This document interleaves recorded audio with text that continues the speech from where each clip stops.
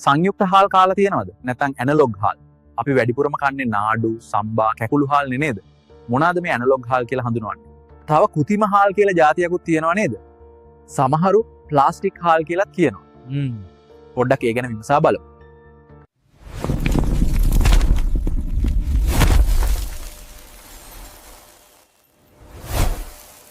Analogue නැත්නම් සංයුක්ත හාල් කියන්නේ මංචොක්කා, අර්ථාපල්, බතල වැනි අල වර්ගවල පිටි භාවිතා කර යන්ත්‍රානුසාරයෙන් සහල් ඇටයට සමාන ලෙස සැකසූ ආහාරයක්.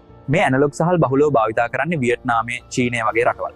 මේවා ආහාරයට සුදුසු ඒ වගේම පෝෂණ ගුණයෙන් අනුවන සහල් වෙනුවට භාවිත කළ හැකි විකල්පයක්. ඔයාලා දන්නවා සහල් වල ඉහළ ග්ලයිසමික් අගය දියවැඩියා රෝගීන්ට නුසුදුසුයි. නමුත් ඇනලොග් සහල් වල මේ ග්ලයිසමික් අගය අවම මට්ටමක සකසනවා. ඉතින් ඒ නිසා මේ දියවැඩියාව සහිත අයට උනත් ඉතාම හිතකරයි. කුඩා දරුවන්ට වුණත් කෑමට දීමට යෝග්‍යයි. ඒ අනුව ගත්තම ඇනලොග් සහල් නරකම නෑ නේද? තවත් වාසි තියෙනවා මේ ඇනලොග් සහල් වල. අපි එකක් දෙකක් විමසා බලමු. සහල් හිඟ කාලවලදී එම හිඟේ මග හරවා ගැනීම. අතිරික්ත අලබතල සහල් ලෙස භාවිතයට ගැනීම, අල සහ සහල් මිල ස්ථායී කර පවත්වා ගැනීම. ඉන් කිහිපයක්. තව පොඩ්ඩෙන් මට කෘත්‍රිම හාල් ගැන කියන්න බැරි වෙනවා. ඔය ගමන් මේ ගැනත් කියන්නම්. කෘත්‍රිම සහල් කියන්නේ ප්ලාස්ටික් වලින් හදන දෙයක් නන් නෙවෙයි.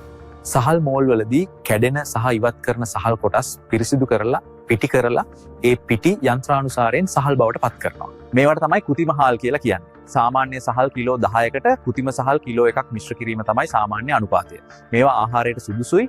එහෙනම් ඔන්න අපි අද සංයුක්ත සහල් සහ කෘත්‍රිම සහල් ගැන කරුණු ටිකක් දැනගත්තා. රැඳී ඉන්න, නැවත හම්බ වෙමු.